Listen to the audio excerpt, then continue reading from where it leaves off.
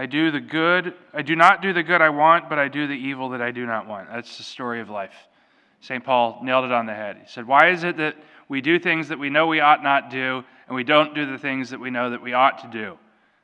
Because we're fallen and we're broken, and because concupiscence exists, and that is that tendency to sin.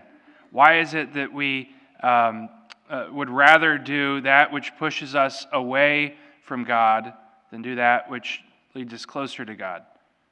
Probably because a lot of times it's easier, right? Why would I rather just keep piling dishes into the sink and rather than actually washing them? Because it's easier. Actually, it's not, because then you got to go and wade through that nasty, murky sink water and get all the nasty stuff out. We think that it's easier in the moment to do that which is displeasing to God. We think that it's easier in the moment to do our will, when in reality it is easier to do the will of God. It is more fulfilling to do the will of God, and we know that we're supposed to do the will of God, but we don't. And so I think St. Paul is giving us hope with this. He's giving us hope and saying, because even here we have this great apostle who went out and proclaimed the gospel to the Gentiles. He went out and proclaimed the gospel to the nations. And even he's saying, I try and I mess up, right? I try to do what I'm supposed to and I can't. I try and I fail. So for the grace of God go I.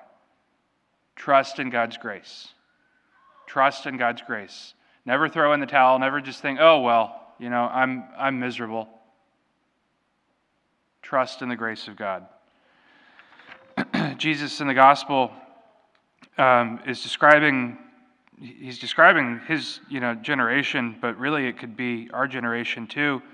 Right? We see the cloud rising in the west and we say it's going to rain, and we see something bad happen, and immediately we jump to condemn. We see something good happen, we immediately jump to pick our side, right? Jump on the bandwagon.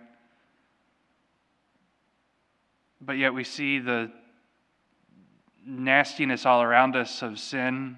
We see the nastiness all around us of sickness and suffering and death.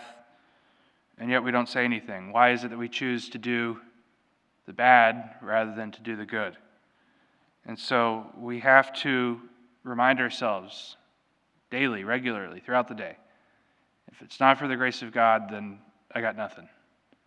We have to trust in God's grace. We entrust our families to God. We entrust our parish to God. We entrust our community, our state, our nation, our world. We have to entrust everything to God.